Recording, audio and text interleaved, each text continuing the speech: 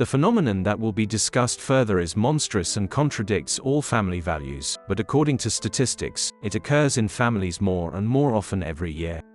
Judith Barsi, 10, was born in Los Angeles, California. Her parents were Hungarian immigrants. Maria, Judith's mother, got a job as a waitress and soon met Judith Barsi. After he left a $100 tip, in the American manner his name sounded like Joseph Barsi. The two immigrants, who had gone through so many difficulties in a foreign land, quickly became close. It seemed to them that fate itself favored their meeting.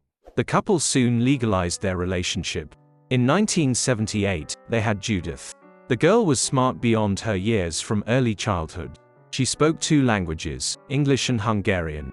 Maria noticed that her daughter with a charming smile was incredibly artistic. The woman had always hoped to become an actress, but she was forced to take a completely different path. But nothing prevented her daughter from making an acting career. Maria, of course, understood that the chance was 1 in a million. Nevertheless, in 1981, when Judith was only 3 years old, she sent her daughter to a talent contest for children. The jury was delighted with the little girl, and after the contest, she received her first offer, to star in an advertisement for a famous brand. And since 1984, Judith began to be offered much more serious projects. This year, the girl starred in the crime thriller Fatal Vision. Her colleagues at work were Oscar winners Karl Malden and Eva Marie Saint. After her debut in cinema, Judith was showered with offers. She continued to star in commercials, there were dozens of them to her credit, starred in TV shows, the films Eye of the Tiger, Jaws 4, Revenge, in the series Street, Elsewhere and The Twilight Zone. But perhaps her most outstanding works are her voice roles in the cartoons All Dogs Go to Heaven and The Land Before Time. Judith had a feature that contributed to the success of her career. The girl looked much younger than her age, and her voice sounded like the voice of a 3-year-old baby. Naturally, it was much easier to work with her than with a very small child. She already perfectly understood what was required of her, what emotion she should play. And this was a huge plus. But not for Judith herself. She fought this disease. She was injected with growth hormones. But when Judith was 6 years old, the producers convinced Maria that the injections would prevent the girl from achieving success. She would lose her main feature. Judith's height at the age of 10 was only 112 centimeters. Judith's fame grew. Her fees grew too. Her parents lived on her income. Thanks to their daughter's earnings, the family was able to afford a luxurious house with 3 bedrooms and 2 bathrooms in the Los Angeles area. And it would seem that this was just the beginning. The dream came true, and the Barsi family should be happy. But in 1985, the life of a tiny little girl began to experience monstrous trials. Joseph did not work and began to drink heavily. On top of everything else, he did not feel like the head of the family. Moreover, he did not feel needed. His wife spent whole days with the daughter at castings, and he existed as an empty space. He understood that he was also dependent on his daughter. This angered and frightened him at the same time. Joseph felt that he had become a hostage to the situation. He began to fear that someday his daughter would not return from another shoot. And when she returned, he hated her. He hated himself. A vicious circle. At first, Joseph experienced everything inside, trying to drown out his thoughts with alcohol. Soon an incident occurred that finally instilled in him an all-consuming, corrosive hatred for his own daughter. Maria decided to throw a party and invited guests. And, of course, the little star was the center of attention. Joseph watched this and was angry. His rage got the better of him. He asked his daughter to come with him to the kitchen. In the kitchen, he called Judith a damn brat and pushed her to the floor. The little girl was so frightened by her father's behavior that she didn't even say anything to her mother. Joseph was not married for the first time. He emigrated from Hungary to France when he was 19 years old. In France, he married his countrywoman named Clara. Clara gave birth to his son Barn in 1957, and his daughter Agi in 1958. Joseph was an orphan, and there was no one to help him. The young man went through all the difficulties of an immigrant's life. He began to drink while working as a mechanic, and in the evenings, the whole family got it for his hard life. He especially took it out on Clara. He regularly beat his wife. In 1964, Joseph and his family moved to New York. In New York, he had already started beating his 7-year-old son. Clara took the children and left her husband for Arizona. He tried to get the family back several times, but was always rebuffed. And now, many years later, everything started repeating itself again. In 1986, it became known that Joseph had beaten his second wife. He may have been doing this for several years already. In late 1986, Maria reported to the police that her husband was beating her and constantly threatening her. Apparently, the woman went to the police after another threat, since no signs of physical violence were found on her body. The police did nothing. In 1987, Judith was invited to shoot the film Jaws 4: The Revenge. Filming took place in the Bahamas. And the evening before the departure, Maria and Judith began to get ready for the islands, being in a great mood. It was becoming increasingly difficult to stay at home. And Maria and Judith had to spend 2 whole months in a tropical paradise, far from their tyrant. This terribly angered Joseph. How distorted his perception was. He hated the moments when his family was happy. He wanted them to always experience fear, worries and grief. At the same time, he was completely dependent on his daughter and could not live without her.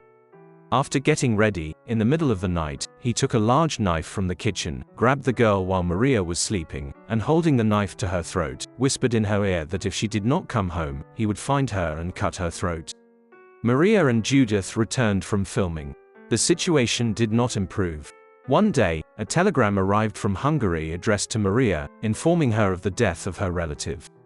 Joseph found the telegram in the mailbox and threw it away, thinking that Maria and Judith would go to Hungary and never return. He began to go crazy, obsessed with his fear that Judith, his only source of income, would be taken away from him. Scandals occurred every day in front of the child. Often, terrible words were thrown at her. Judith became not herself, even strangers noticed this. At work, she had hysterics, she forgot her words. The smile that was always on her face was now a rarity. During the audition for the cartoon All Dogs Go to Heaven, Judith's agent called her for a talk. The girl broke down and cried. Through her tears, she told about all the nightmares that were happening behind the rich facade of their house. Judith was immediately sent to a child psychologist. It was established that the girl had been in a very difficult emotional state for quite a long time. The doctor told Maria to immediately file a complaint with the Child Protection Service, which Maria did. But she later convinced the workers that her daughter was safe, since Maria was determined to get a divorce. In fact, everything was much worse. The woman thought that if she came home one day without her daughter, leaving her for a while with the Protection Service, then Joseph would kill her. Friends and even neighbors advised Maria to run away immediately, to disappear from the city. But Maria was sure that wherever she and her daughter were, her husband would find and kill them. The only thing Maria did at that time was to rent an apartment for her daughter far from the house. There the girl played with her friends and led the happy, carefree life that a child should have. But the little girl still had to spend the night in the house she already hated. Peter Kivlin, Joseph's colleague, later said that almost every day he heard from Barsi that he wanted to kill his wife and daughter. One day, Joseph took Maria by the hand and led her to the basement. There were canisters of gasoline there. Joseph told Maria that if she dared to leave, he would burn the house down, and his only goal would be to find the escaped family, and then kill them. A very cruel massacre. Something terrible was definitely brewing in Joseph's head. But Maria did not dare to escape. She never did. On July 25, 1988, Judith was riding her bike with her friends near her apartment. She looked quite happy, but the thoughts of the upcoming night at home were unbearable. One of her friends invited the girl to stay the night at his place. Judith liked the idea very much. Unfortunately, the plan was not destined to come true. Judith arrived home late in the evening. Dinner passed in deathly silence. This was not the worst thing that happened at Barsi's table, so the girl was quite calm. She went to her room and fell asleep. At about 1 a.m., in complete darkness, Joseph went to his daughter's bedroom armed with a .32 caliber pistol. There, he shot Judith in the head as she slept. The girl died instantly. Maria, awakened by the noise of the gunshot, ran across the living room to her daughter. In the living room, she ran into Joseph. The woman fell to her knees in front of him in horror, covering her head with her hands, but was immediately shot in the head too. For the next couple of days, Joseph stayed in the house with the bodies of his daughter and wife. The home phone rang off the hook. He picked up the phone only once, when Judith's agent called. Joseph told him that he had to leave, but first he needed to say goodbye to his daughter. On the morning of July 27, he doused the bodies of Judith and Maria with gasoline and set them on fire, then went to the garage, where he shot himself. On August 9, 1988, Judith and Maria were buried in Forest Lawn Cemetery in the Hollywood Hills of Los Angeles. The location of Joseph's burial place is unknown. In 1989, the cartoon All Dogs Go to Heaven was released, where Judith voiced Anna Maria. This was incredibly symbolic, because Anna Maria, an orphan baby, found adoptive parents at the end of the cartoon, who surrounded her with love and care. Music. We will tell you a couple more scary stories that are so similar to the horrors of the Barsi family. One of them happened quite recently. Christopher Watts, 33, and his wife Shannon, 34, lived in Frederick, Colorado. They had two young daughters, Bella and Celeste. Shannon constantly posted photos of their happy family life on social networks, and no one could think that the fathers could have problems. It turned out that not everything in the family's life was as rosy as in the photos. Shannon suspected her husband of cheating. They took out a mortgage on a large house, which they had problems paying off. Chris's salary was not enough, the family was mired in debt. During this difficult time, Shannon announced to her husband that she was pregnant. Perhaps this was the last straw for him. On August 13, 2018, Shannon did not show up for work, and a search began for the woman. Shannon and her two daughters disappeared.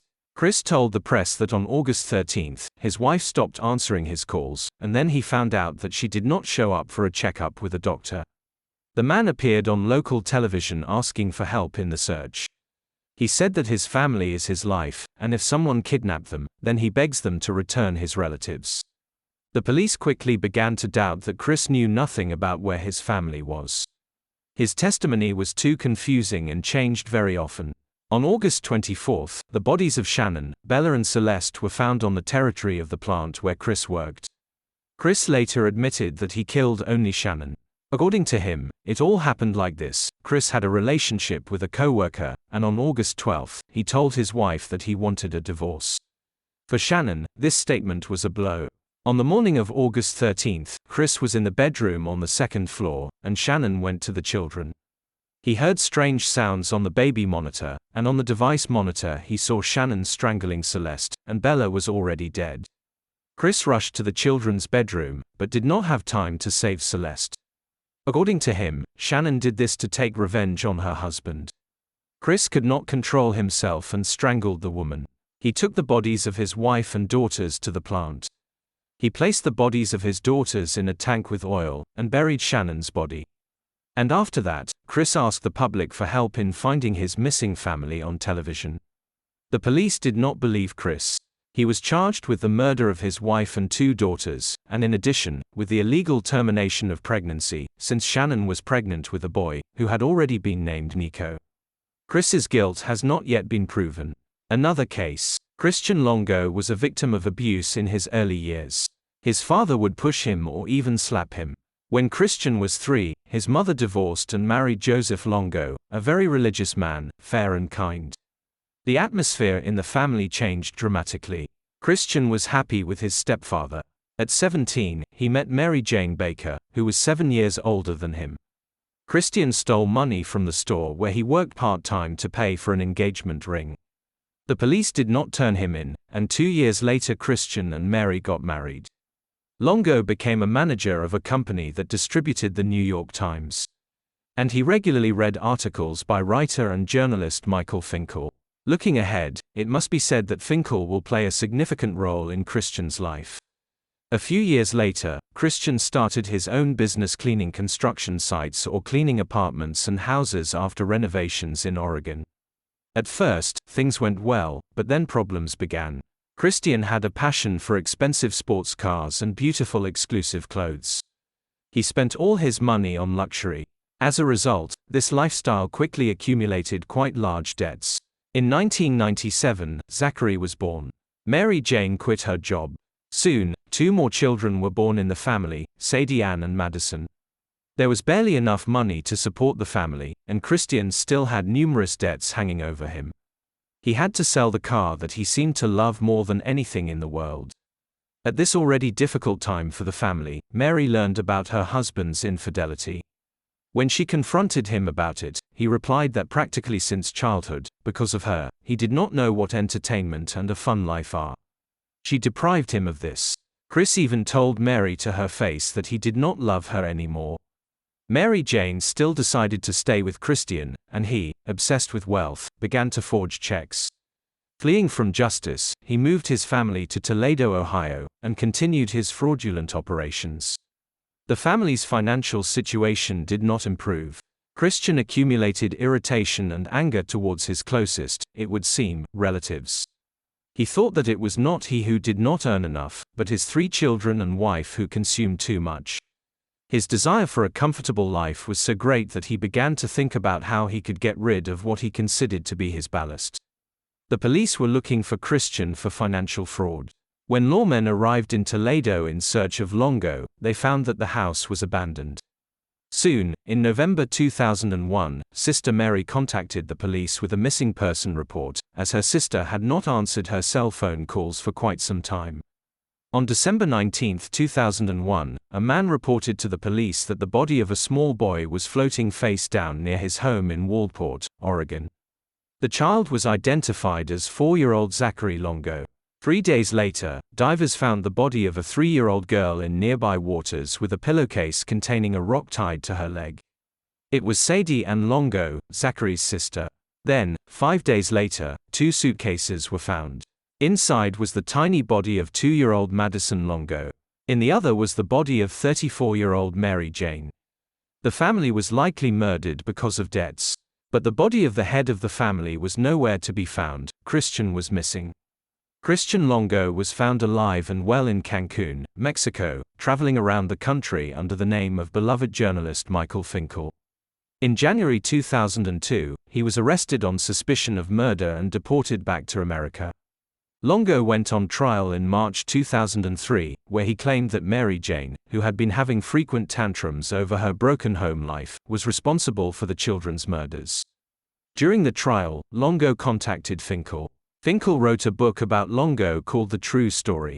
Longo was eventually convicted of the murders of Mary Jane, Zachary, Sadie, and Madison and was sentenced to death. Longo denied killing the children, but in 2011 he confessed to killing his entire family. He remains on death row in Marion County, Oregon. In 2015, the film of the same name, True Story, about Christian Longo and his monstrous crimes was released. It would seem that everything we have told you about is a huge rarity. Something that goes beyond all bounds, since they even make a film and write books about such events. But the worst thing is that this is not so. The phenomenon when a parent, not only a father, but also a mother, kills their own child or even the whole family, is very large scale. In psychiatry, such a person is characterized by the term family annihilator, which means, a destroyer of the family. The stories of the Barsi, Longo and Watts families are repeated with terrifying regularity. According to statistics, in the United States this happens every week, the average in European countries is every 10 days. It turns out that this is a huge problem in society, which has existed at all times, and in our time has become especially acute.